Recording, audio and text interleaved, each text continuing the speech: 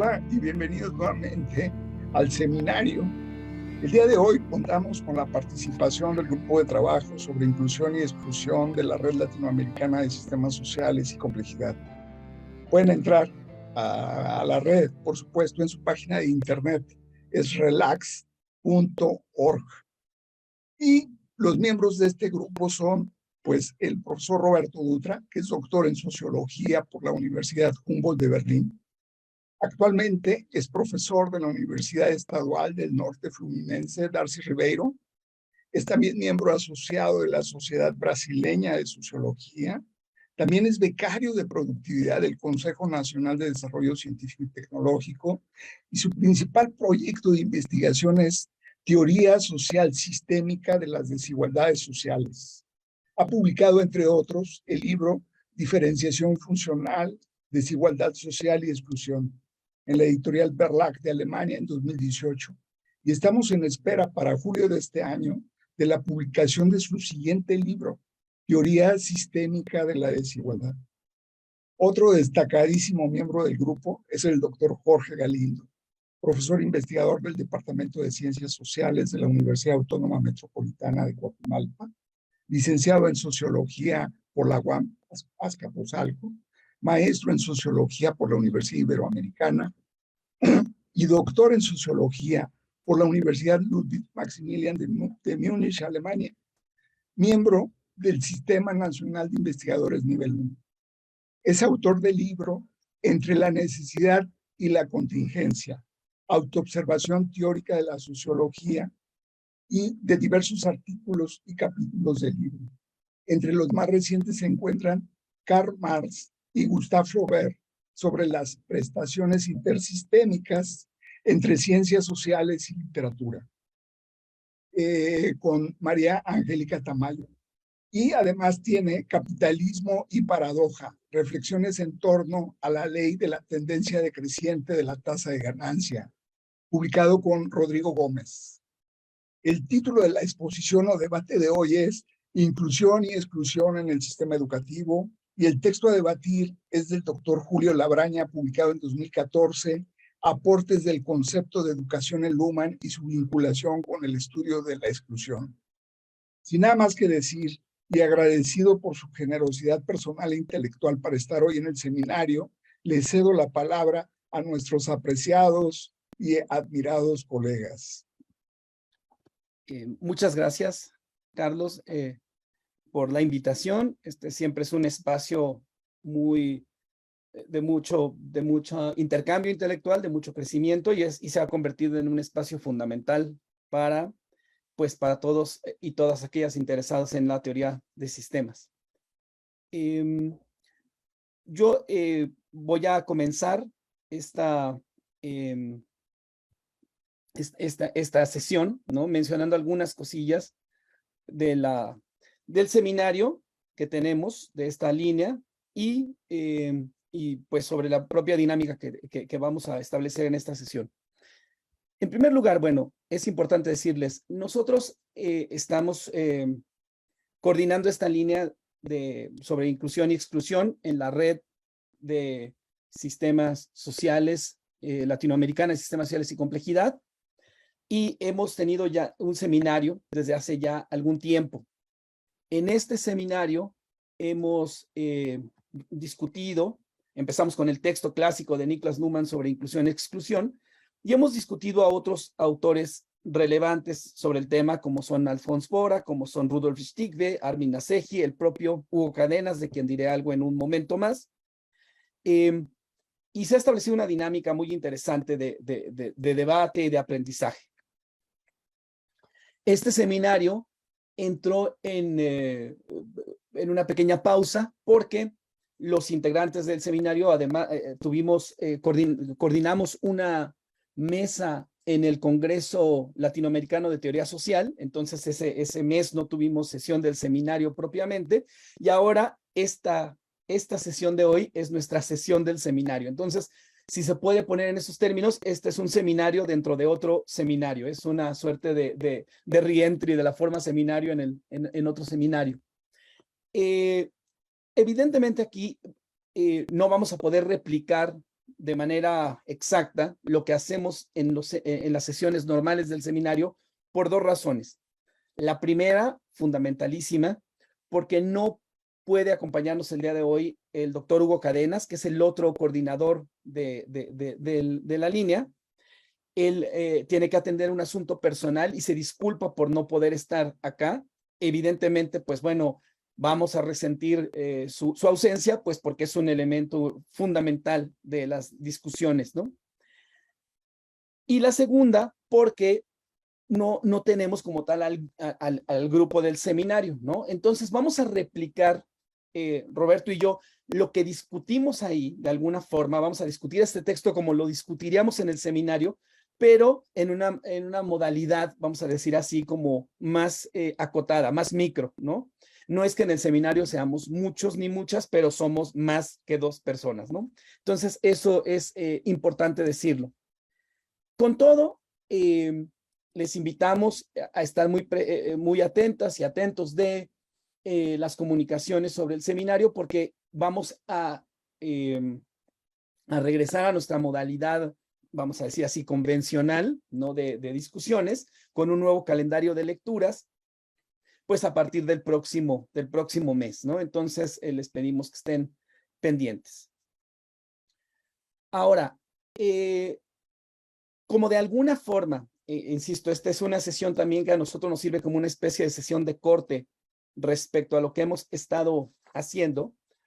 Yo quiero acá aprovechar esta oportunidad para, antes de entrar al texto de Julio, que es un texto muy interesante y que nos va a permitir discutir muchos de los puntos, quisiera hacer algunas acotaciones sobre aspectos que hemos discutido sobre esta dupla de inclusión y exclusión, porque evidentemente no, para quien está familiarizado con la teoría de sistemas, pues sabe más o menos de qué va, pero hay gente que no lo sabrá muy bien, que pensará, bueno, ¿por qué esa dupla conceptual y no otra? ¿A qué refiere? ¿Qué problemas incorpora? Etcétera, etcétera, ¿no? Entonces, voy a hacer un muy breve mapa de algunos de los debates que hemos tenido. No me voy a detener diciendo esto lo dice fulano, sutano, de repente sí lo diré, pero voy a ir como como mostrando, insisto, una especie de mapa que nos permitirá ver cuáles son los aspectos teóricos fundamentales y también los debates que están acá, ¿no? Entonces, esto es muy rápido, tomaré la palabra unos minutitos y ya después empezaremos una dinámica más del seminario propiamente, ¿no? Entonces, muy rápido. Bueno, esta dupla conceptual, inclusión-exclusión, es una dupla muy relevante para la teoría de sistemas, que sobre todo alcanzó una importancia a partir de unos textos relativamente tardíos de Niklas Luhmann, ¿no? Particularmente uno, ¿no? Que se llama así tal cual, inclusión-exclusión. ¿Y por qué se volvió relevante? Porque Luhmann ahí lanza una provocación teórica muy fuerte y dice, después de que ustedes saben que él toda su trayectoria habló de la diferenciación funcional de la sociedad, etcétera, etcétera, en ese texto donde presenta esta dupla nos dice, ¿será acaso que la sociedad moderna tiene una supercodificación en términos de inclusión-exclusión?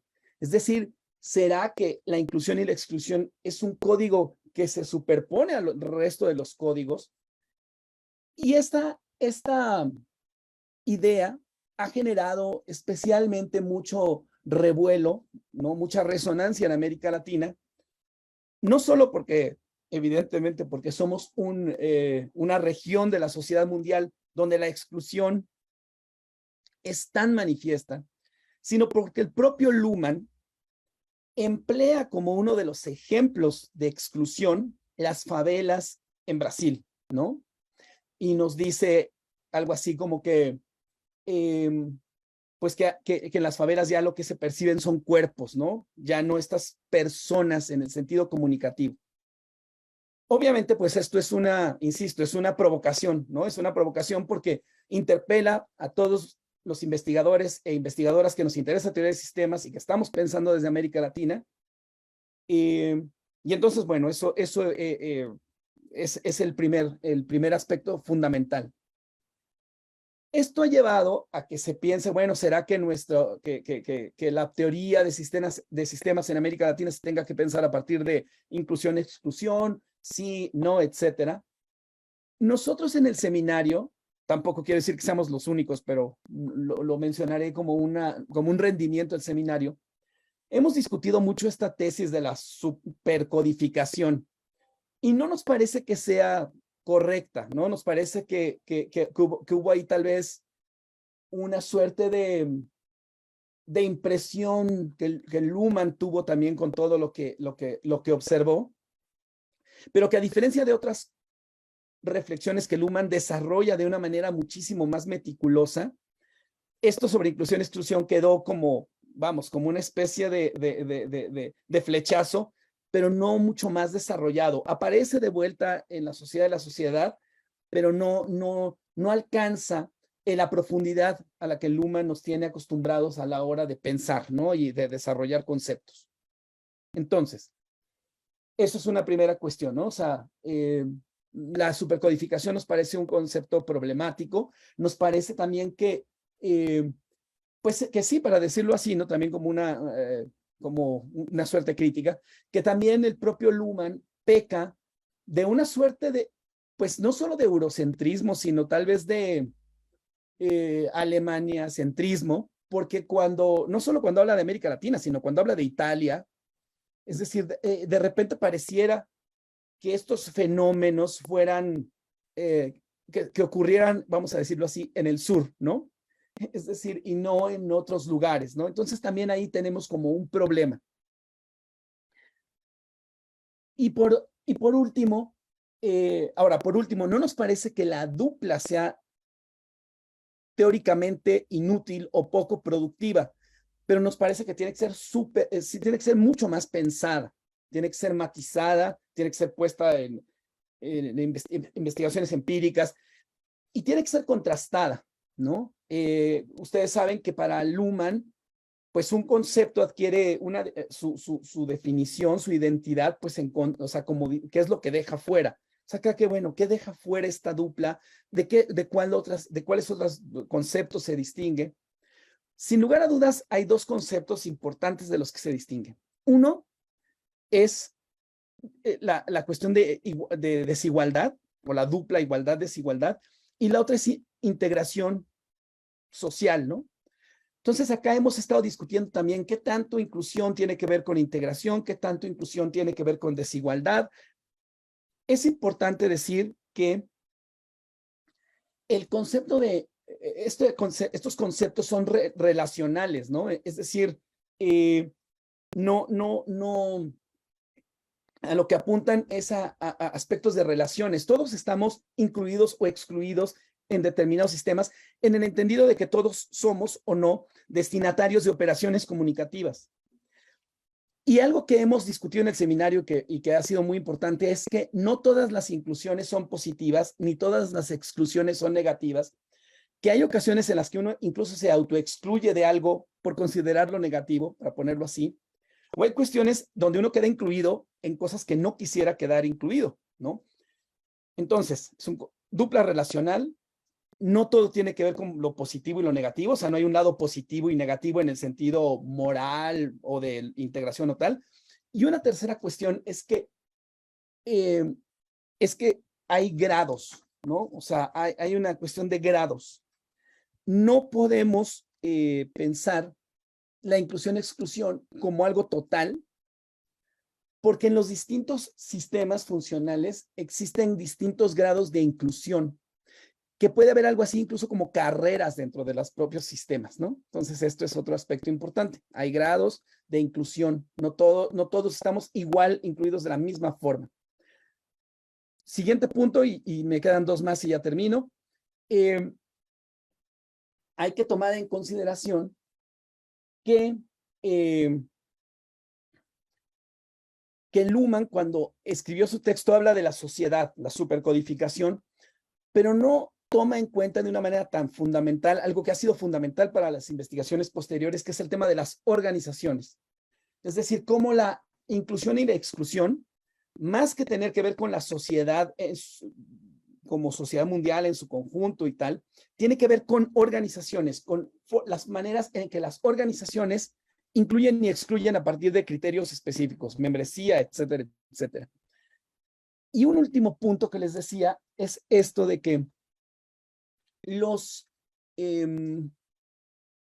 propios sistemas tienen, vamos a decir así, criterios basales, ¿no? De inclusión, ¿no? O sea, y también criterios que son propios, ¿no? Por ejemplo, de inclusión y aquí también como de desigualdad, ¿no? Que son propios, como por ejemplo, alumno, profesor o médico, paciente, ¿no? Es decir, pues uno queda excluido, o sea, no se puede, uno no puede ser su propio profesor, ¿no? Por decirlo así, y evaluarse a sí mismo, o sea, es decir, este tipo de cosas.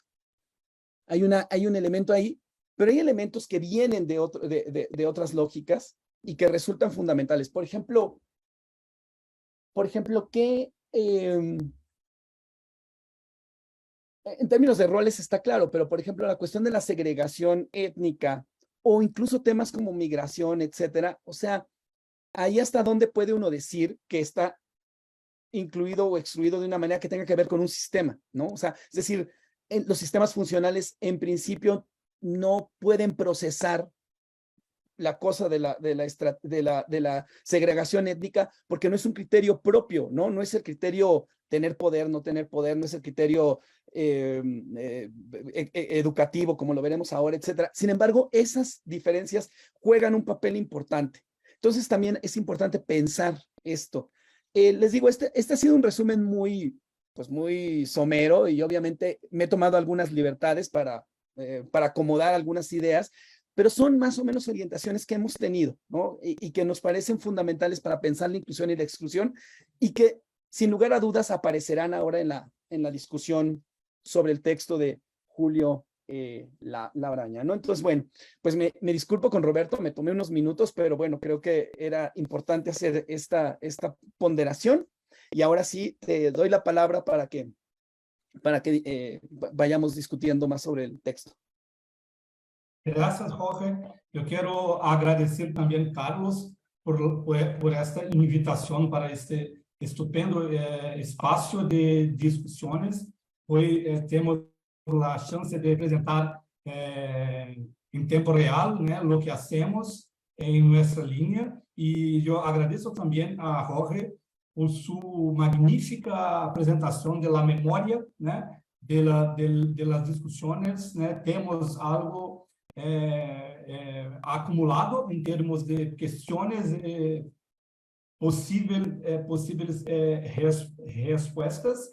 Eu vou iniciar, de certo modo, a discussão do texto de Julio, né, sobre inclusão e exclusão e desigualdade também, nesse sistema educativo, tentando conectar alguns pontos que me parecem centrais no argumento do texto, sua conexão com estas questões temáticas que Jorge apresenta acá como nossa memória.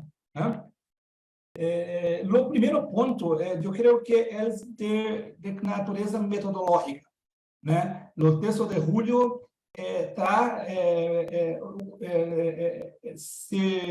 nos apresenta uma forma de construção conceptual que nos parece também muito presente em nossa linha e muito promissora em geral, que é irritar a teoria dos sistemas com outras questões de outras sociologias, como a sociologia da educação, e tentar fazer com que se possa processar e responder estas irritações com os meios da própria teoria sistêmicas, pero não sempre usando os conceitos disponíveis, pero também construindo novos conceitos, como por exemplo Hugo, né, ha hecho em seu texto sobre desigualdade. Eu creio que há uma enorme convergência metodológica entre esse texto de Julio e o modo como trabalhamos o desenvolvimento do tema de inclusão, exclusão e desigualdade na teoria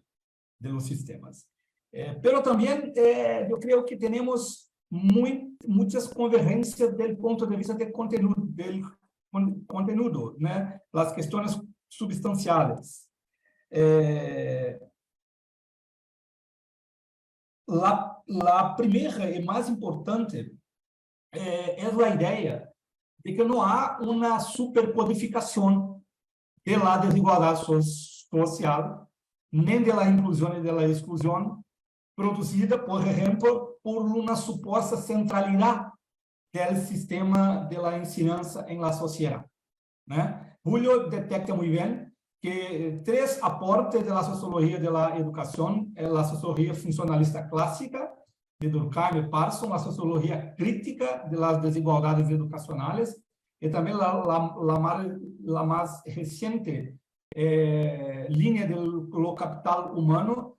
Las tres parten implícitamente de los presupuestos de que la educación es, de cierto modo, el centro de la producción de las desigualdades, y sería también, de la perspectiva de la sociología crítica, el centro de una posible transformación de las desigualdades.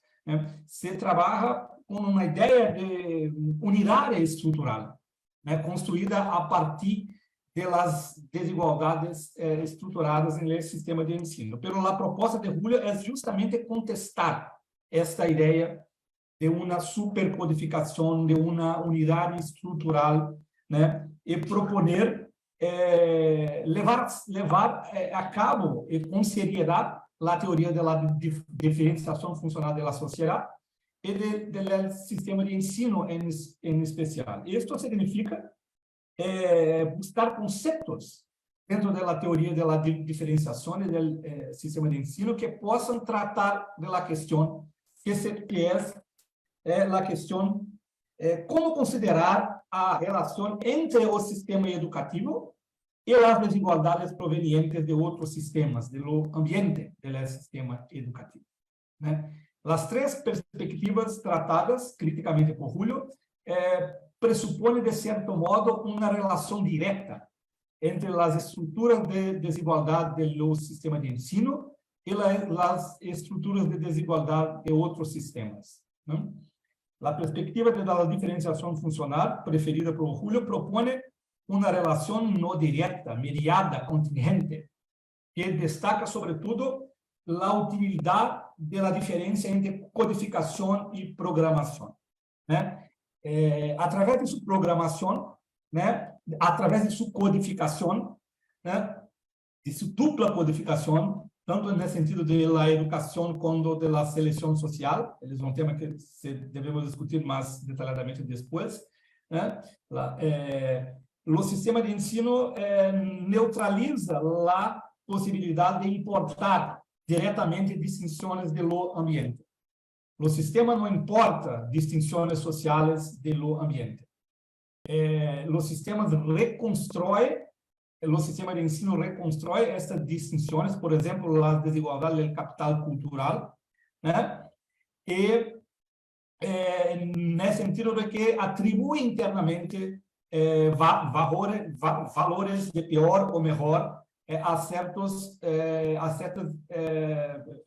disposiciones culturales, como Bourdieu nos muestra. Pero lo punto es, los sistemas no participan de una meta-estructura de desigualdad, sino que con sus propios programas, lo segundo concepto, estabelece una relación de influencias selectivas, con las desigualdades de los ambientes, con la desigualdad económica, por ejemplo, con las desigualdades políticas y culturales como un todo. Entonces, yo creo que un punto muy interesante es justamente la primera cuestión que Jorge coloca, es muy bien trabajada acá con la distinción entre codificación y programación, ¿no?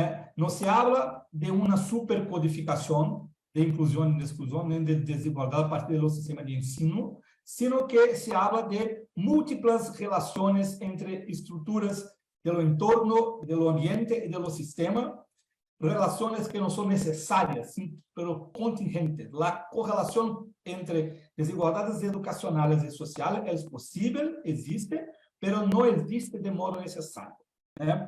Porque la programación es una especie de filtro, ¿eh? que coloca isso. Um segundo ponto, naturalmente, uma segunda questão muito interessante que também está colocada em las discussões que hemos hecho, é la combinação de la distinção inclusão e exclusão com la distinção igualdade-desigualdade, né? Eu creio que o texto de Julio traz um patamar de articulação conceitual que nos permite identificar um caminho muito interessante de como combinar estas duas distinções, inclusão e exclusão, desigualdade e igualdade. O caminho é da distinção entre operação e estrutura, né? Julio defende um foco em los esquemas de observação, em las formas de classificação, né, de los professores, de las organizações de ensino, né, em sentido de observar como observadores de los sistemas de ensino produzem diferenças, desigualdades, inclusão e exclusão, e como nesse processo operativo de observação elementos de lo ambiente, de lo pasado de los individuos son selectivamente incorporados a las operaciones de los sistemas, ¿no? Pero nunca directamente de modo totalizante influenciadores de las operaciones del ensino. Una diferencia con Bourdieu, por ejemplo, es que para Bourdieu el capital cultural de lo pasado, el pasado, por tanto, influye directamente en lo presente, quase que determina, né, de modo estruturalista a seleção social em el sistema de la enseñanza. Acá não, acá se tem uma perspectiva que foca em lo presente, no modo como o presente operativo de sistemas que se observam e se auto-observam constroem distinções e, portanto, estruturas de desigualdade, né? Como isto se conecta, eu creio que já estou dando um passo mais allá de lo que disse, do que traje Julio, pero me parece interessante para discutir com todos. Como sabemos, né, inclusão e exclusão são operações, né? São formas de designar como relevantes ou irrelevantes endereços sociais para a comunicação. Inclusão e exclusão são práticas operativas. Inclusão e exclusão não são estruturas, né? Mas quando falamos de desigualdades, como já discutimos na ocasião do texto de Hugo, né, falamos de estruturas, né?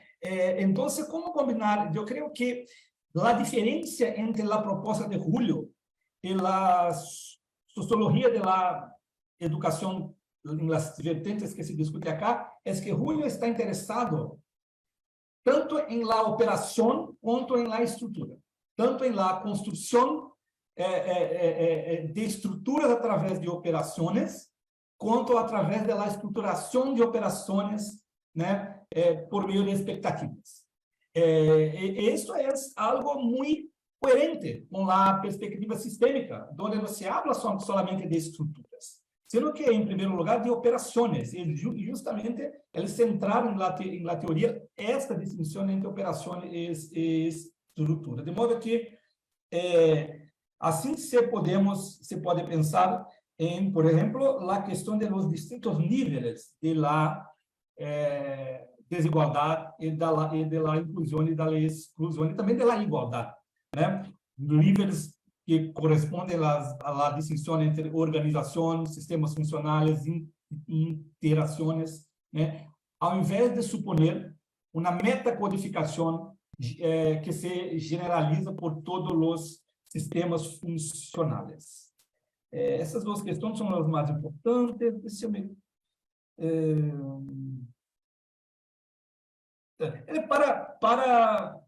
encerrar uma terceira que, de certo modo, articula todas essas duas questões é a ideia de uma racionalidade intersistêmica que comanda o processo da seleção social. Se contrapomos as teorias funcionalistas com as teorias, a teoria crítica, vemos que há em comum entre ambas a ideia de que há uma racionalidade intersistêmica que comanda a seleção social. Para uma, trata-se de uma racionalidade tendencialmente universalista e meritocrática. Para outra, uma racionalidade que reproduz a dominação de classe. Mas ambas não levam em conta a diferenciação funcional da sociedade, o que implica romper com a premissa de uma racionalidade intersistêmica, de uma cadeia de seleções que seguem a mesma lógica. Então, é isto. Eu não quero esgotar tudo que escrever acá. Eu cedo a palavra novamente a Jorge. Bien, gracias. Muchas gracias, Roberto, por estas interesantes reflexiones. Y bueno, sumándome ahí algunas de ellas, algunas consideraciones. Bueno, en primer lugar, sí, el texto de Julio me pareció también muy interesante, la forma en la que presenta como programa de contraste estas tres perspectivas, ¿no? Este funcionalismo de Durkheim Parsons, esta suerte de teoría crítica del lado burdiano, ¿no? Y esta cuestión del capital humano, ¿no? Entonces, y cómo justamente muestra que en estos tres casos, la educación es fundamental, o para quedar incluido, porque justamente pues ahí socializas pues, lo que se requiere, o para reproducir la dominación como de la sociedad en su conjunto, o para justamente para esta cuestión de capital humano, también del el empleo y toda una serie de cosas. Y la manera en la que presenta la perspectiva de la teoría de sistemas, de un sistema funcionalmente diferenciado que tiene su propia lógica, sus propios valores, que obviamente tiene rendimientos hacia afuera, sin lugar a dudas, pero que no son rendimientos punto por punto, y eso siempre es muy importante recuperarlo, ¿no? Porque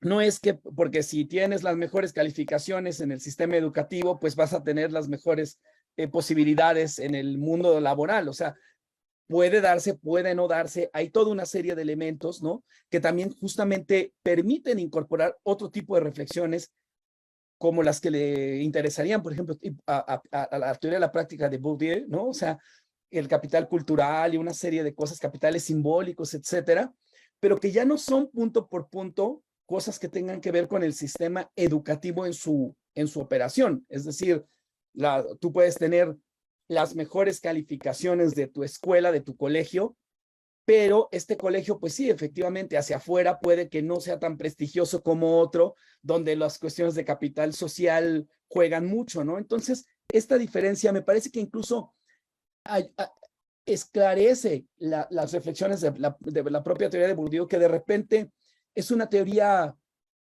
extraña, porque es una teoría de diferenciación que pareciera ser, no diría funcional, pero vamos a decir así, una diferenciación como de división del trabajo, pero que está a la vez ahí sí súper codificada por una diferenciación en términos de jerarquía, ¿no? Y entonces se vuelve un problema, porque por mucho que Pierre Bourdieu diga, el campo refracta lo que viene de fuera, porque también Bourdieu no es alguien que diga, bueno, punto por punto, lo de la clase social entra acá y tal cual, sino que lo refracta. Pero el problema es que a la hora de verlo como en conjunto, termina siendo esta suerte de reproducción ideológica, etcétera, etcétera. Entonces, sí me parece que ahí se ve uno de los rendimientos bien interesantes de la teoría de sistemas, ¿no? Como mostrar esta autonomía, ¿no? De una manera mucho más enfática del sistema educativo y de cualquier otro sistema, y a la vez mostrar cómo tiene sus propios, pues sí, sus propios valores, ¿no? Tanto en términos de educativos como en términos de selección, pero cómo la selección termina siendo una selección interna, ¿no? Y esto solo pongo un ejemplo muy visible. O sea, hoy en día para triunfar en el mundo económico, pues tal vez la educación no sea necesariamente la vía, ¿no? O sea, es decir, hay otras formas. Hoy en día, si te vuelves influencer, pues puedes ganar muchísimo dinero, ¿no? O sea, es decir, esta suerte de idealización de que la educación es lo que nos permite el triunfo y tal, pues no es tal, ¿no? Entonces, es otro tipo de cosas, se adquiere otro tipo de elementos y puede o no darse dependiendo también de lo que está afuera, como lo que se solicite afuera. Por ejemplo, para las carreras científicas universitarias, como piden credenciales pues del sistema educativo, claramente, pues si para plazas pues te piden grados, doctorados, títulos, etcétera, sería muy difícil como decir, bueno, yo soy un sociólogo espontáneo, pues sí, pero necesitamos certificados. Todo esto se puede traducir a la propia teoría de Bourdieu en términos del capital cultural institucionalizado, etcétera, etcétera, pero se ve de una manera, insisto, como con una autonomía como mucho más enfática y una teoría de la sociedad que sí, hay que decirlo, es más, es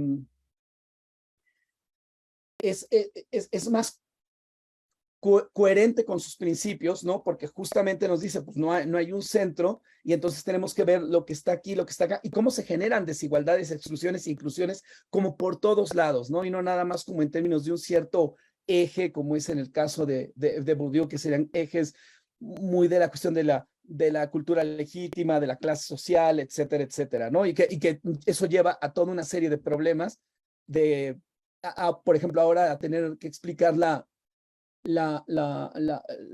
cuestión cultural en términos de los gustos como tan diferenciados que ya no son necesariamente los gustos más cultos, ¿no? Es decir, todas estas cosas. Pero bueno, una cosa más que me parece muy importante.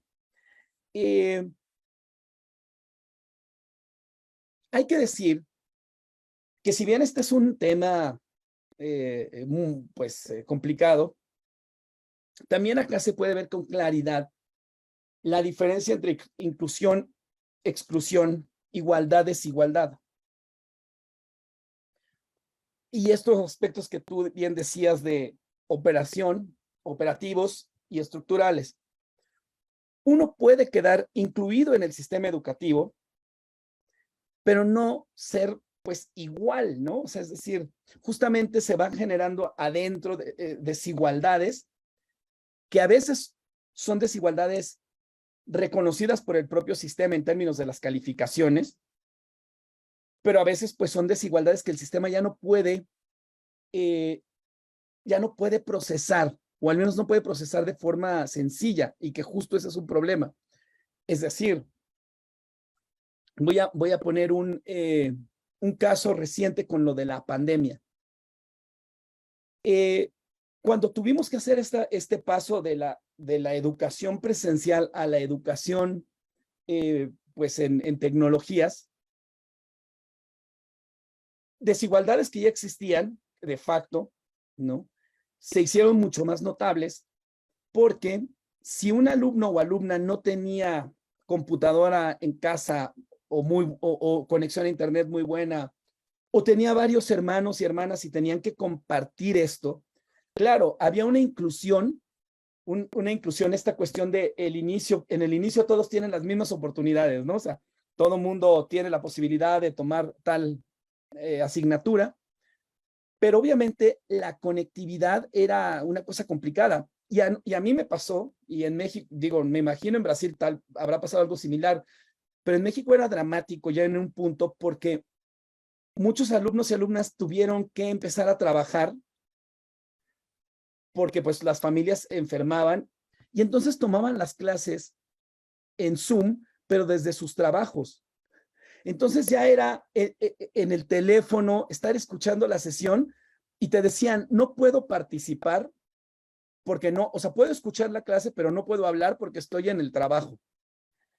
Es un caso, ¿no? De esta cuestión, o sea, la inclusión estaba ahí, pero la inclusión no garantizaba rendimiento ni muchísimas cosas porque había una desigualdad de posibilidades respecto a la persona que tenía la gran conexión a internet, la computadora, etcétera, etcétera, ¿no? Entonces, este es un ejemplo, insisto, es una relación compleja, ¿no? No es una relación tampoco punto por punto sencilla que se pueda resolver, pero sí me parece muy importante tomar esto porque la propia inclusión y exclusión no es un equivalente.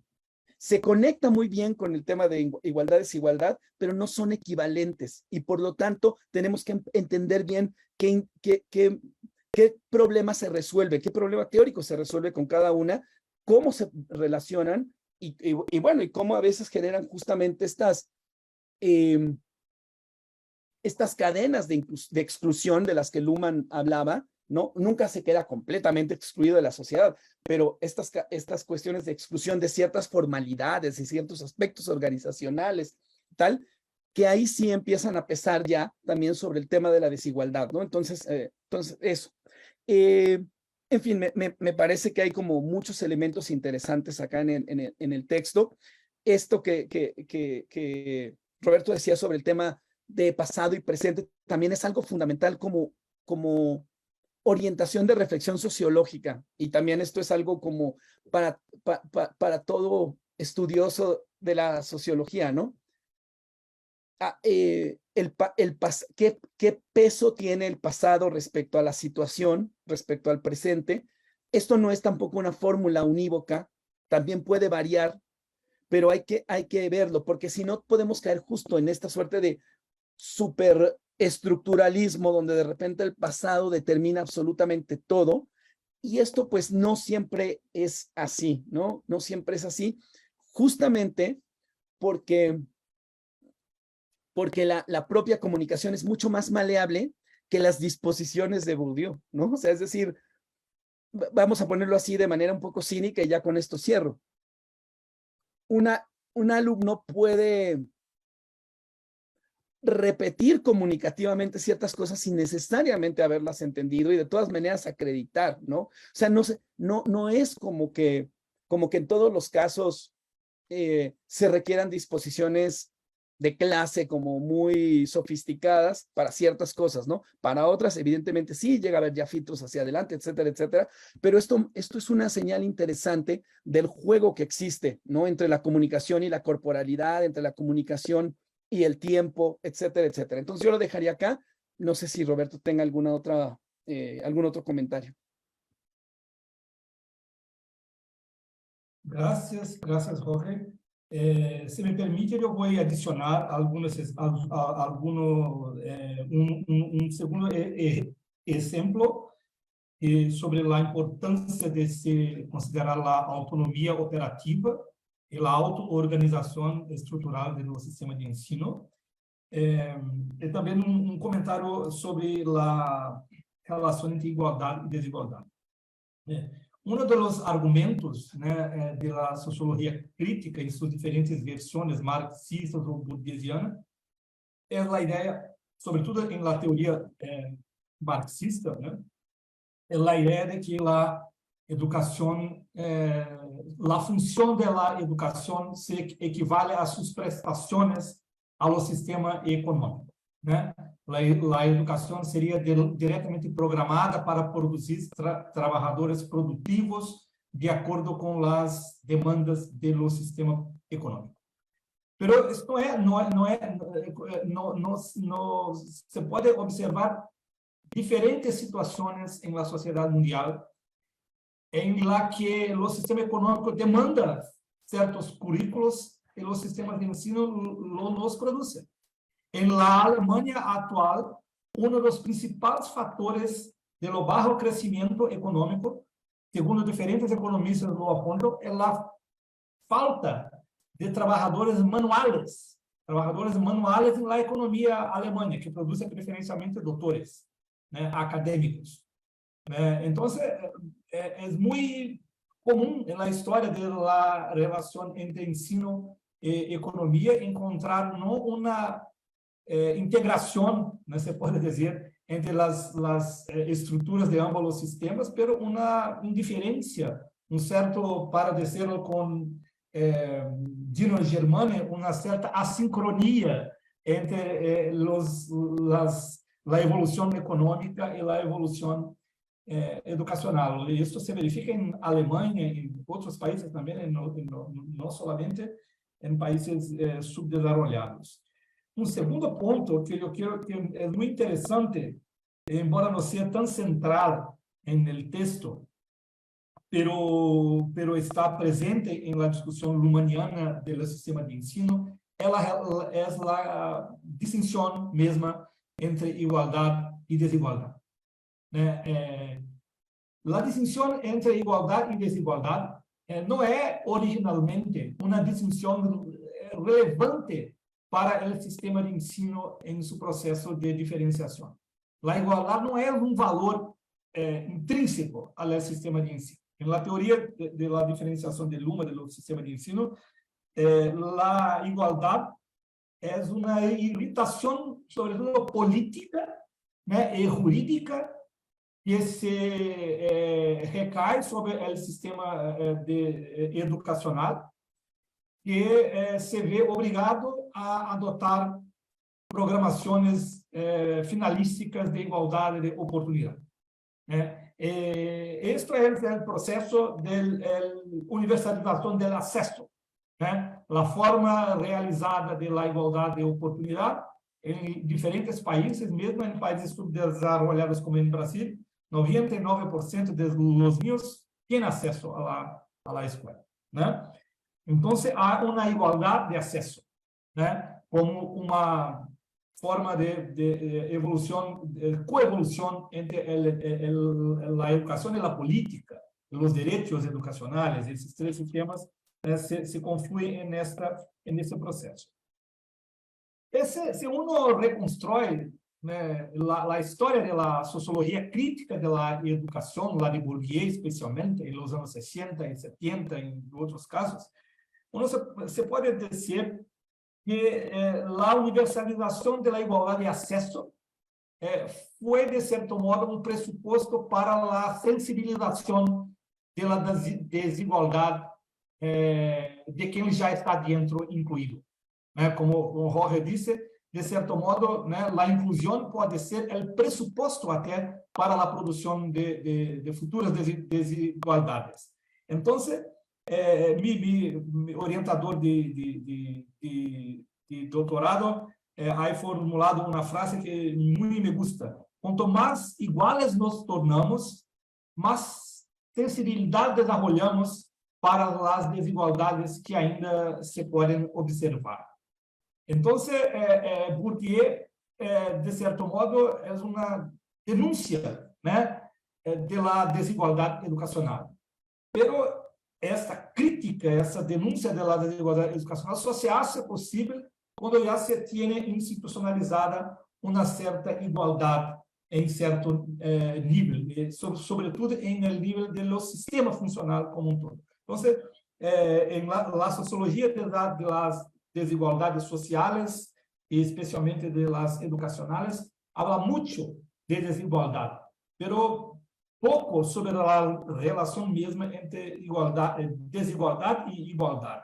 La desigualdad solo es un problema de la crítica, de la observación sociológica como un todo, porque hay un cierto nivel de igualdad institucionalizada en los sistemas. Entonces, eso es un punto muy, muy interesante también.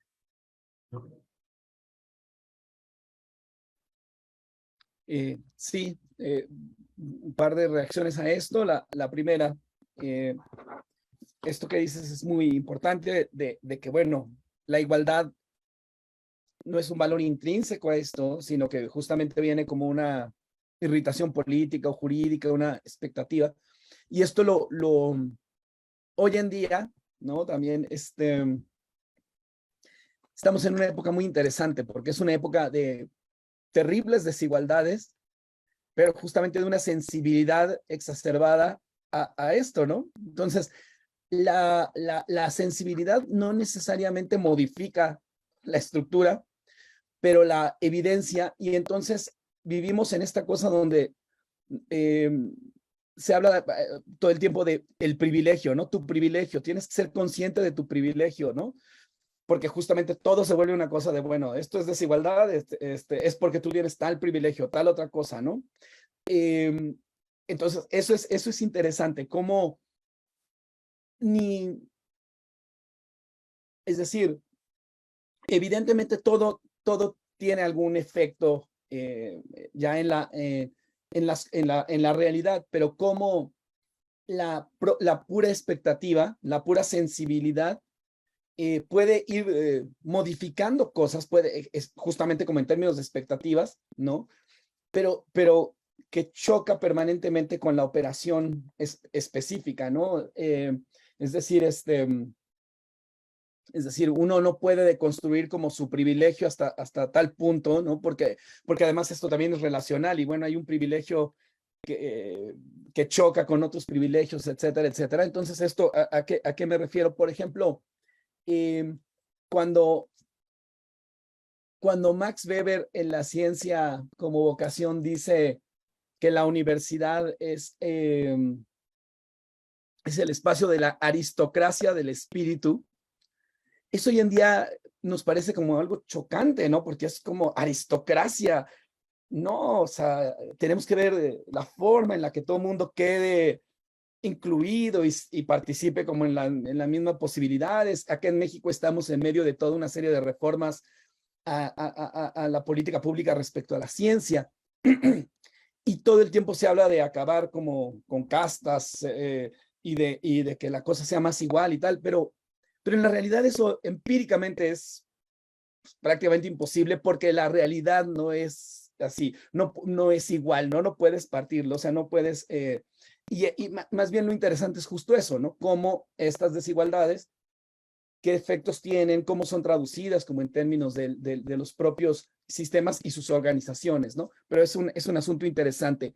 Sí, me parece como como una especie de diagnóstico muy curioso, ¿no? Somos una sociedad muy desigual, pero con una sensibilidad súper extrema ante esa desigualdad, ¿no?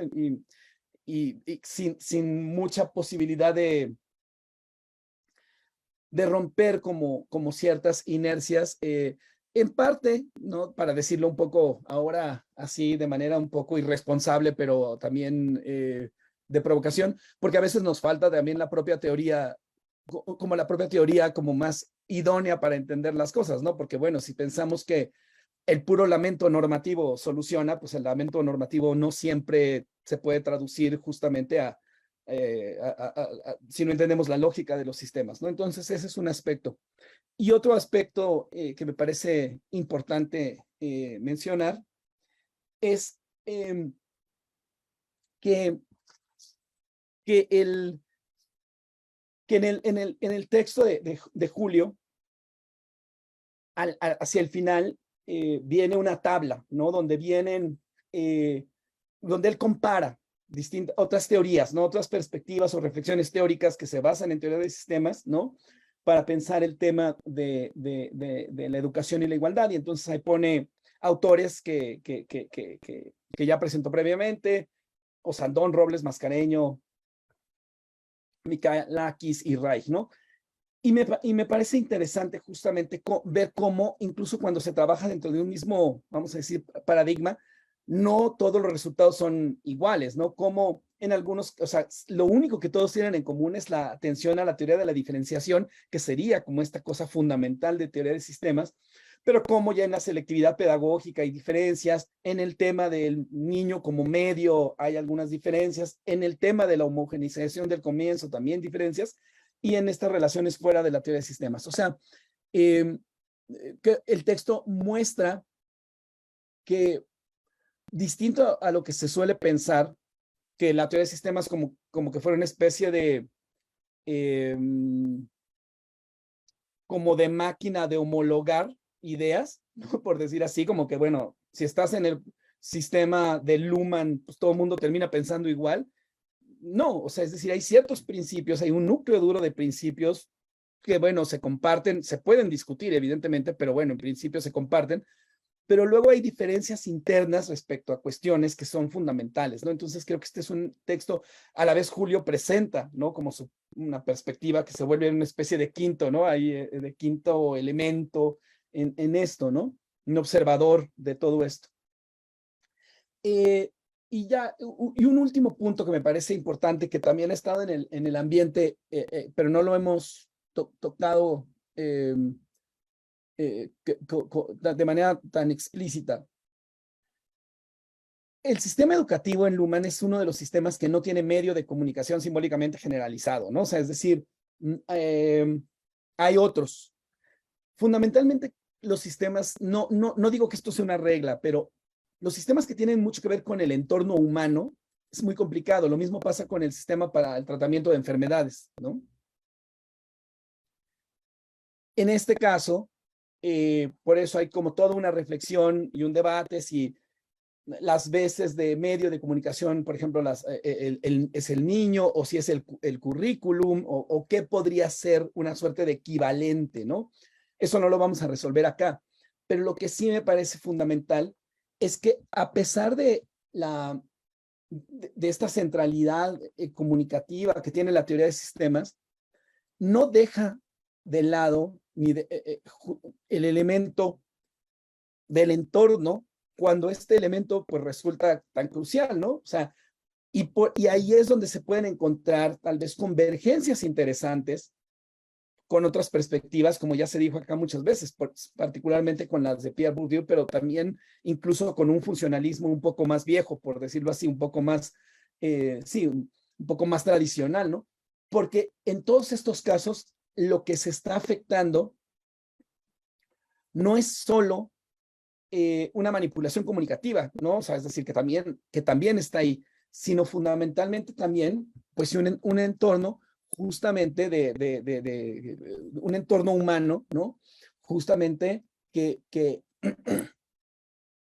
establece una diferencia importante respecto a la mera socialización, que sería, pues, una afectación social sin mayor programa, vamos a decir así, respecto a la educación, que es claramente una socialización que tiene una orientación, que se busca llegar a algo, que se busca generar algún tipo de cambio, algún tipo de producto humano, para ponerlo un poco en una palabra, en un término que puede sonar un poco feo, pero es decir, eso es algo que resulta importantísimo, y por eso también todo este asunto del programa, distinto de la codificación, resulta importantísima, porque es la manera en la que los elementos del entorno se buscan justamente incorporar, los elementos del entorno se incorporan en el sistema justamente porque el tercero excluido no entra en el código, pero sí entra en los programas, y entonces ahí vemos estas cuestiones, y ahí es donde también se pueden identificar asuntos de culturas legítimas, de enseñanza que tenga sesgos, ¿no? Evidentemente, ¿no? Evidentemente, todo esto está presente, pero está presente en el nivel de los programas, no en el nivel de los códigos. Y los programas sí son ámbitos donde se pueden establecer, vamos a ponerlo burdianamente, disputas, luchas. Podemos pelear por tener programas de otro tipo, orientados normativamente por inclusión, por igualdad, por lo que ustedes quieran, ¿no? Pero el código no. Y este es un sistema donde se puede ver de manera muy clara esta diferencia entre código y programa, y que resulta por eso un sistema interesante por sí mismo, pero también interesante para entender la lógica de la propia teoría, ¿no? Y bueno, eso sería mi comentario. No sé cómo andemos de tiempo también, Carlos, y pues Roberto, no sé si tengas alguna otra. Tal vez Carlos quiera. Tienen todo el tiempo que requieran, por favor. No.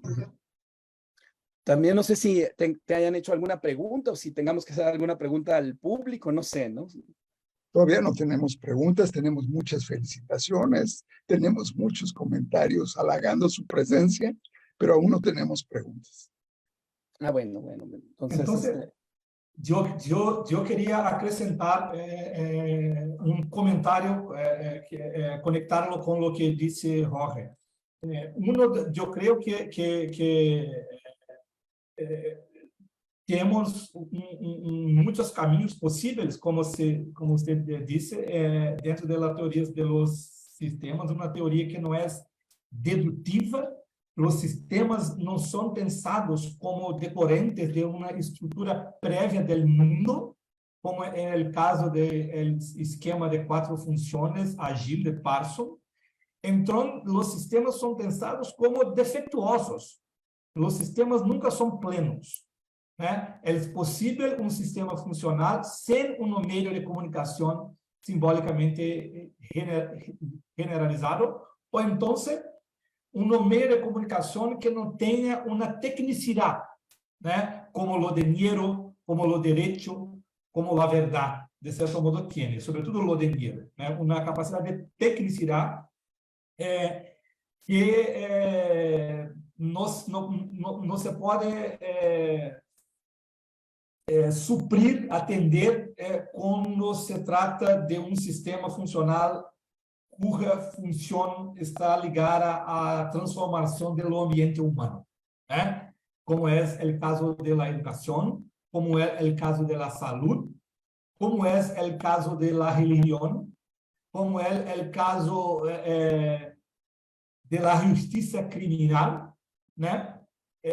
poderíamos tal vez pensar en consecuencias generales para las formas de inclusión, desigualdad e igualdad, típicas de sistemas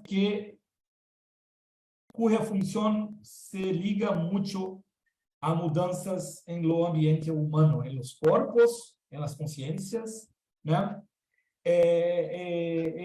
en ese sentido un otro camino no concurrente, pero paralelo, yo diría decorrente, resultante de esto que habla Roger con relación a la discusión de los medios de comunicación, niño, currículo, es la discusión de los déficit tecnológico de los sistemas de ensino, que Luma aborda con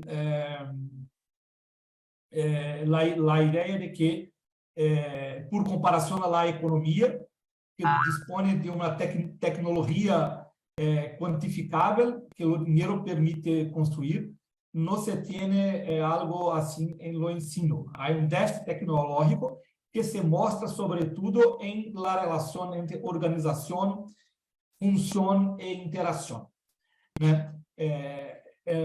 Al contrario de la economía, por ejemplo, no se puede en lo ensino programar la interacción basal de los sistemas, la sala de clases, donde se realiza la función de la enseñanza, de preparación de personas para el futuro. No se puede programar formal y técnicamente con alta previsibilidad las prácticas que surgen en la interacción entre profesores y alumnos en la sala de aula. Esto es el déficit tecnológico. Para funcionar, para que la función de la educación sea posible en una escuela, dice Luma, la organización de la escuela tiene que conceder un elevado nivel de autonomía a la interacción entre profesores y alumnos. Esto significa que una especie de autoprogramación de la interacción informal se hace concurrente con la programación formal de la organización. Y esta autonomía de la interacción entre profesor y alumno es un espacio justamente donde factores del ambiente, capital cultural, modos de hablar, modos de se vestir, todas las distinciones que Bourdieu iría atribuir a los hábitos se hace presente en la interacción. Pero lo mismo se puede decir de otros sistemas, como por ejemplo la interacción entre la policía y las personas, la práctica de profiling. La policía precisa construir perfiles de personas más o menos peligrosas, y se usa para esto distinciones raciales, sexuales, de clase y muchas otras. La relación entre el médico y el paciente.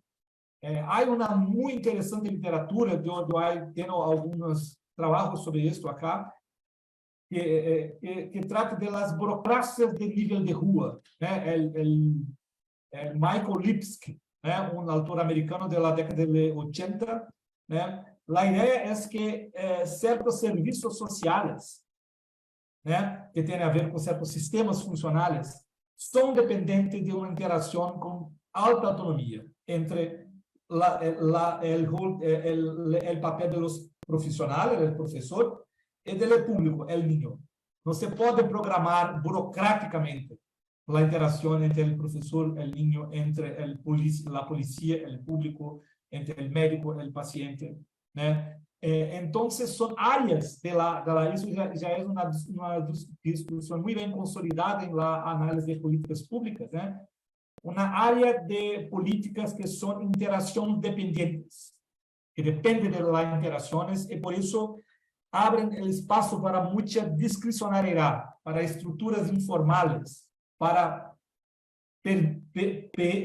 premisas no decididas de la decisión, ¿eh? Donde se puede comenzar un proceso de selección social que puede se tornar sancionado pela própria organização. Então, a dimensão interacional. O sistema de ensino é um sistema que depende muito fortemente da interação. Como não é o caso da economia, como não é o caso do direito em si, pelo sim do direito criminal, né? É o caso. Eu creio que muito se pode ganhar quando se observa esta característica comum entre os sistemas que dependem de interações e, portanto, mais espaço para informalidades, para julgamentos de valor de classe, coisas que Bourdieu habla pelo o foco em hábitos apenas. Ele é passado, e não ele é presente operativo, que é a interação. Roberto, Jorge, ya tenemos una pregunta. Dice muy interesante, Mateo Finco, dice muy interesante, gracias. ¿Cómo la teoría de los sistemas podría ayudar a mirar el concepto de mérito, entendido como recompensa al esfuerzo del alumno, buenas notas, becas, etcétera? El logro de doctorados, de postdoctorados, por supuesto, en el campo de la educación. El mérito podría ser un dispositivo para la reinclusión de quienes tienen un origen más humilde, pero la capacidad de demostrar el esfuerzo depende de la posibilidad de acceso temprano a la educación, libros, habilidad de lenguaje, etcétera, como que se determinan en la familia. Gracias, Mateo Finco. Bien, gracias. No sé, Roberto, ¿tú quieres decir algo o empiezo algo? Pode começar, Jorge, eu já estou passando. Bien, gracias. Bueno, gracias por la pregunta, Mateo. Bueno, aquí primero habría que decir, primero habría que decir que el concepto como tal de mérito y meritocracia ha sido muy criticado, ¿no? Recientemente.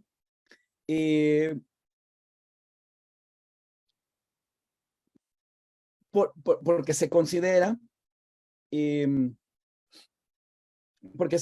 que justamente es un concepto tramposo, vamos a decir así, ¿no? Hay, por ejemplo, recientemente un filósofo, ¿no? Michael Sandel escribió un libro que se llama La tiranía del mérito, ¿no? Y justamente es una reflexión sobre las trampas que están en todo esto, ¿no? La cuestión de que de cómo se piensa que si todo el mundo tiene las mismas oportunidades, que los que hicieron un esfuerzo mayor, pues merecen mayores recompensas, ¿no?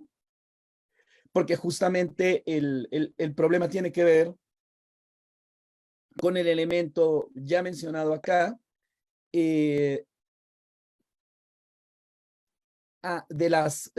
justamente como de las desigualdades previas, o sea, es decir, el mérito hace que pues la gente diga, no, bueno, yo tengo lo que tengo porque me esforcé más, etcétera, etcétera, y eso lleva a una serie de problemas importantes, ¿no? A la hora de que se piense que quien no lo hizo bien quien no triunfó es porque no se esforzó lo suficiente. Entonces, sí, sin lugar a dudas, es un concepto que tiene que tomarse con pinzas en el contexto contemporáneo. Sí me parece, ¿no? Que en términos de la teoría de la teoría de sistemas específicamente, es un concepto que puede ser pensado, ¿no?, como parte de esta semántica, sobre todo educativa, ¿no?, pero no solo educativa, que como en todos los casos genera una expectativa también en las propias personas y una suerte de orientación, ¿no? Pero que por sí mismo a lo que lleva es a una especie de, puede llevar una especie de sobredemanda, ¿no?, por parte de ciertas personas. Es decir, lo voy a poner así, perdón, ahorita ya como que lo voy aclarando, ¿no? O sea, es decir, quien está en una cierta condición mejor, pues se tiene que esforzar un poco menos que quien tiene como muchas limitaciones, ¿no? Quien tiene que esforzarse como mucho, mucho más, ¿no? Entonces, no es como que se esté pidiendo como que el esfuerzo sea parejo para todos, y por lo tanto esto que tú dices de que si es un dispositivo de reinclusión, de facto lo ha sido, es decir, las historias que tenemos de gente que viene de sectores populares y que triunfa en lo académico y tal, pues es de facto eso, no es una cuestión de mérito, pero el asunto fundamental es que ese mérito pide cosas muy diferenciadas, ¿no? Y en eso es donde ha sido como muy criticado, ¿no? De alguna manera, como decíamos acá, o sea, el sistema educativo solo observa a partir de sus elementos de selección, ¿no? Y lo que está fuera no lo puede incorporar, o si no está incorporado en términos de sus propios programas. Y si no incorporamos como estos elementos, pues también se puede llegar justamente a una situación complicada donde de repente pues ya no hubiera posibilidad alguna de selección. O sea, a lo que quiero decir es complicado, ¿no? Como apostarle demasiado al mérito porque puede ocultar muchas desigualdades, pero también hacer un sistema educativo donde ya no exista selección, donde todo fuera como una especie de sorteo o lo que sea, pues tiene una dificultad interna al propio sistema y su lógica, al menos hasta ahora, porque ha sido una lógica de selección. Si quitáramos ese componente, pues ¿qué nos quedaría, ¿no?, de ese sistema educativo? Pues es complicado, ¿no? Pero bueno, es eso, es un muy buen ejemplo de esta dinámica entre inclusión e igualdad, desigualdad, ¿no? Porque como tú muy bien lo dices en tu pregunta, este esfuerzo que depende de posibilidades de acceso temprano a la educación, que se determinan por la familia, una manera en la que si se tiene capital cultural objetivado, libros, etcétera, pues, capital cultural general, habilidades de lenguaje, pues se tienen como mayores posibilidades, ¿no? Entonces, es eso. Y yo aprovecho súper rápido para decir una cosa que me parece también muy importante y que tiene que ver con esto, y es, en algún texto que leímos de Armin Nasehi establece la relación que existe entre individualización, desigualdad y diferenciación. O sea, la manera en la que la propia individualidad contemporánea tiene mucho que ver con este juego, ¿no? Y eso lo conectábamos con lo que dice este seguidor crítico de Pierre Bourdieu, Bernard Lahire, y que tiene también de alguna manera una conexión con la teoría de sistemas de Luhmann por el tema de la autosocialización. Nada más como muy rápido decir acá que justamente esta relación sistema-entorno en términos comunicativos y en términos, vamos a decir así, disposicionales, no puede controlarse completamente desde el sistema educativo porque incorpora como muchísimos elementos, pero sí de alguna manera pues puede establecer ciertos empujoncitos como en una cierta dirección, pero no puede asegurar una cuestión así homogénea en todos los casos, porque cada uno, pues terminamos siendo individuos que estamos incluidos, excluidos en sistemas y que tenemos posiciones iguales, desiguales en ciertos sistemas, etcétera. Entonces esto también es algo muy interesante porque el sistema educativo parece que su instrucción fuera a generar como masivamente lo mismo, pero también genera muchas individualidades, ¿no? Y también trayectorias individuales, historias individuales, inclusiones diferenciadas, etcétera. Entonces, bueno, eso. No sé, Roberto, porque creo que también ya vienen más comentarios por ahí. Eu queria acrescer apenas ponto para a questão de Martel Finco e sugerir livro exatamente sobre esse ponto, Carlos tal vez pueda compartir en el Facebook. Yo no tengo más Facebook. Es el libro de Adrian Itcher, Insights das Leistungsprincípio, além do princípio del mérito. Em la direção do que disse muito rápido Jorge, eu gostaria de pontuar algumas coisas que Itcher traz neste livro. Primeiro, muito claramente, a teoria da diferenciação funcional não é uma teoria meritocrática da sociedade. É preciso dizer isto. Mi orientador de doutorado afirma isso, que a teoria da diferenciação funcional é uma teoria que acredita em uma meritocracia, em uma inclusão meritocrática. Não é isso. É algo que é muito importante. Como lo que em consonância com o que ha dito Jorge, o que pode ser então o mérito na perspectiva da teoria dos sistemas? O mérito é uma categoria, com a qual o sistema de ensinança ou outros se auto-observam. E a função da sociologia, da desigualdade na perspectiva sistêmica, é observar como estes sistemas atribuem mérito e que critérios são construídos para atribuir mérito. A sociologia das organizações, que utiliza Itcher acá para construir seu argumento, mostra que é impossível operativamente para as organizações construir uma relação direta entre o esforço no trabalho e quantidade de outputs, de resultados. Ou seja, é impossível determinar objetivamente o mérito. O mérito é sempre uma construção do observador, sobretudo de organizações escolares e outras que atribuem mérito. Então, não se trata de uma sociologia que vai dizer a sociedade é meritocrática ou não é. Se trata de uma sociologia que observa como o mérito é desconstruído. E, por último, o que já é bem focado acá, a sociologia crítica, de certo modo, está baseada na norma do mérito, a sociologia crítica de Bourdieu. Porque a ideia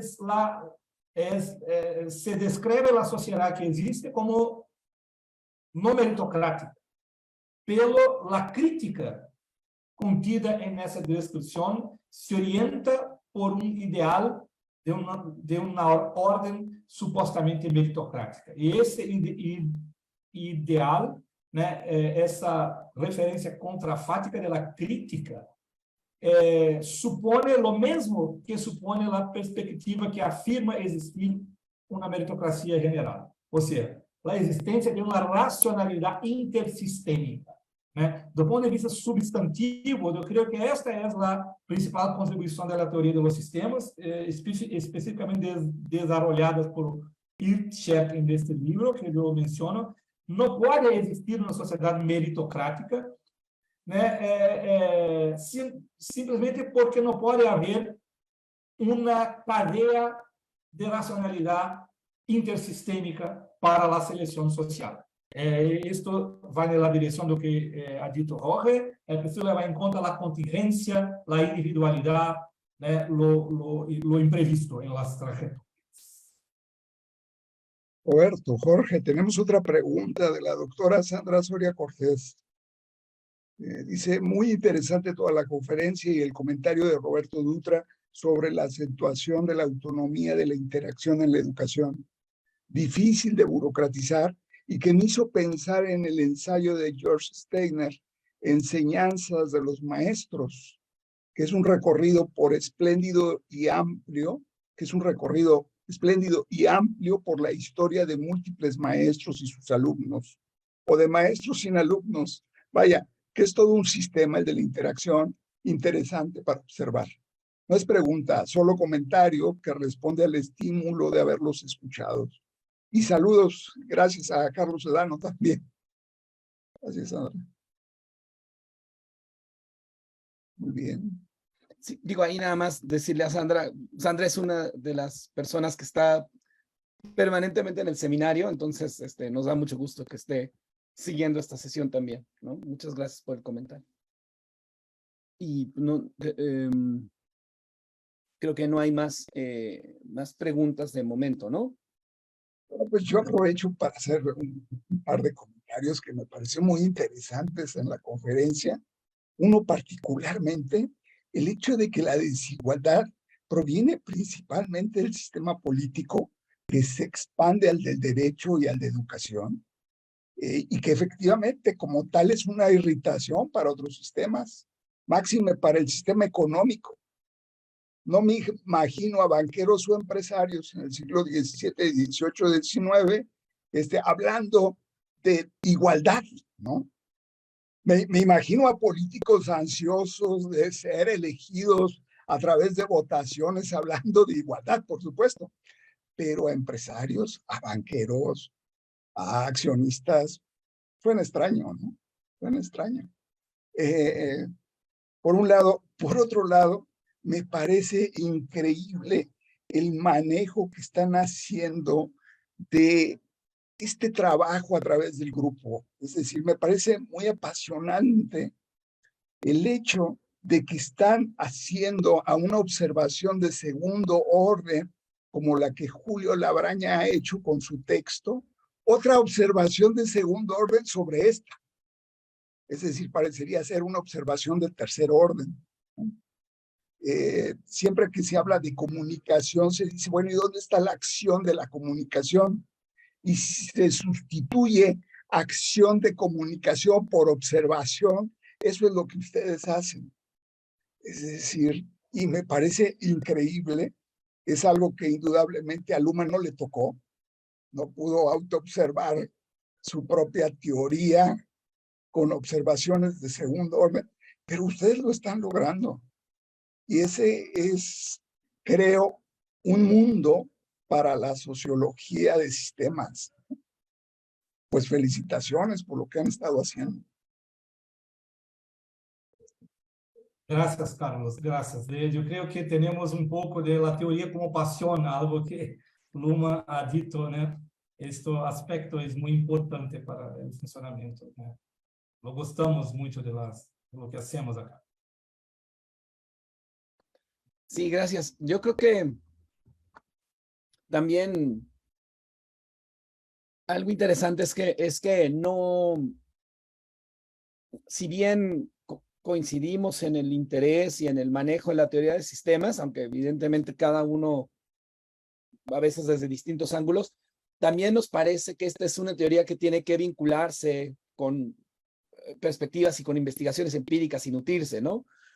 Porque si no, corre el riesgo justo de cerrarse demasiado en sí misma, ¿no? En sus problemas internos, ¿no? Entonces, las sesiones del seminario son siempre muy, muy ricas porque aparecen otras perspectivas teóricas, aparecen problemas empíricos, investigaciones. De hecho, que parte del plan hacia el futuro es ya no leer solo teorías sistémicas sobre inclusión y exclusión, sino textos de cualquier otra perspectiva y que nutran nuestras propias reflexiones, ¿no? Entonces, eso es algo que queremos hacer. Ahorita, bueno, ha sido importante en un primer momento leer los textos desde la propia teoría de sistemas para ver cómo se ha discutido, pero la idea es ampliar estas miras, ¿no? Y justo mostrar la vitalidad y además el afán de no dogmatismo, ¿no? Sino decir, bueno, pues acá esto es un problema y tal. Y bueno, y que también no tenemos empacho en criticar a Luhmann o a Schick o a quien sea, ¿no? O sea, es decir, y además otra cosa que creo que es muy, muy importante es que si bien es una cuestión que todavía estamos en vías de consolidar, es también mostrar, es decir, nosotros nos hemos nutrido de la teoría, evidentemente, pero también mostrar lo que puede ser como una especie de contraprestación cuando se piensa en la teoría desde estos otros lugares. Este seminario ha sido un espacio muy bonito porque estamos personas de Chile, de Argentina, Brasil, de México, de por ahí, y esto lo hace muy interesante porque los problemas, las observaciones, las trayectorias, pues no son exactamente estas que Luhmann o Schick o Bora pueden tener, ¿no? Sino que son problemas, por ejemplo, de inclusión en la economía informal, ¿no? O sea, no en la economía criminal, que también es otra forma de inclusión y que también está ahí, ¿no? Sino en la economía informal. Es decir, ¿qué es eso, no? Eso que es para acá en México casi nuestro estado de bienestar, ¿no? Y que fue lo que permitió en la pandemia, terrible y lo que sea, pero que fue lo que permitió en la pandemia que muchas personas pues no cayeran en la miseria, ¿no? Por estar incluidos en economía informal. Eso es una forma de inclusión, pero es una forma de inclusión que tiene sus problemas, ¿no? O alguna vez nos acompañó en alguna sesión Edgar Guerra, que también ha estado en este seminario, y hablaba sobre el tema de las autodefensas en México, también como maneras, ¿no? De elementos que quedan excluidos, incluidos, o sea, es decir, estamos permanentemente, vamos a decir así, como siendo irritados por la propia participación y enriqueciendo mucho los debates, ¿no?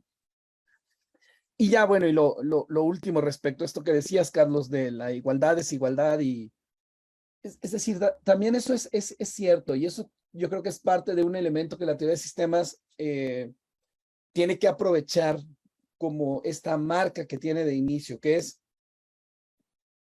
un cierto distanciamiento, ¿no? O sea, es decir,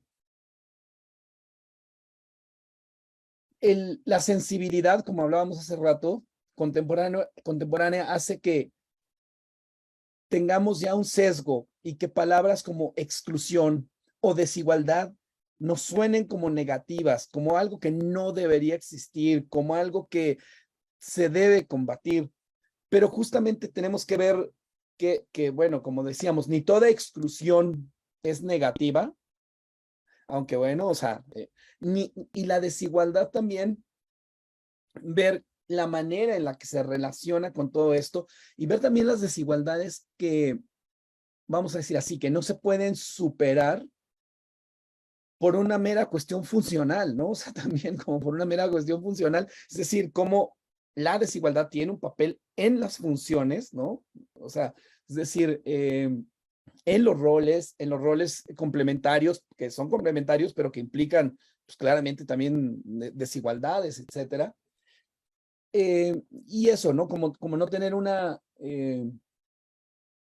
no es que seamos cínicos, pero no tener como una especie de orientación normativa de inicio y pretender como inclusión, integración, etcétera, etcétera, sino observar qué es lo que pasa, cuáles son las propias dificultades para que esto se lleve a cabo, etcétera, etcétera. Esto que tú dices, o sea, la política, todos los sistemas son expansivos, la propia educación, ¿no? La ciencia, tienen una lógica expansiva, ¿no?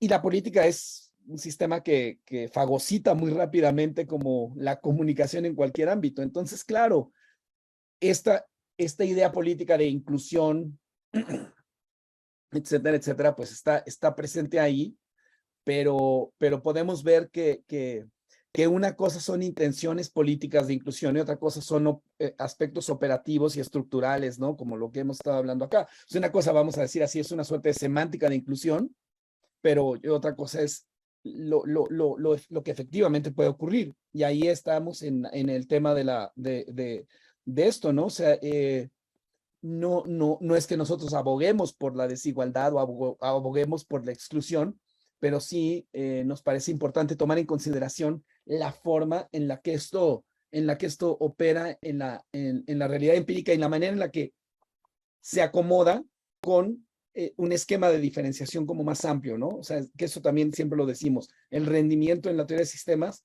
es esta suerte de referencia a, pues, a la sociedad, pero no a una sociedad entendida como unidad, sino entendida como diferencia, ¿no? Pero bueno, gracias. Hay preguntas respecto a cómo inscribirse, cómo participar en este grupo de trabajo, qué hay que hacer, ¿no? Claro, es apenas enviar el email para nosotros. Yo creo que se puede, quien pregunta puede hacer, se for posible. Podemos também enviar nosso próprio e-mail, eu posso colocar acá, de Jorge talvez também. Sí, Entonces, correíto, sí. Entonces, nosotros estamos por hacer la programación para las próximas sesiones y toda la comunicación ocurre por el correo. Sí, ahora en el Facebook pongo ahí también mi dirección y a veces lo anunciamos incluso en redes sociales, en Twitter o eso, pero no ponemos ahí las claves de la sesión de Zoom porque alguna vez tratamos de ser demasiado, la inclusión fue exagerada y de repente teníamos gente que no estaba interesada en el seminario, sino en otras cosas. Entonces, por eso.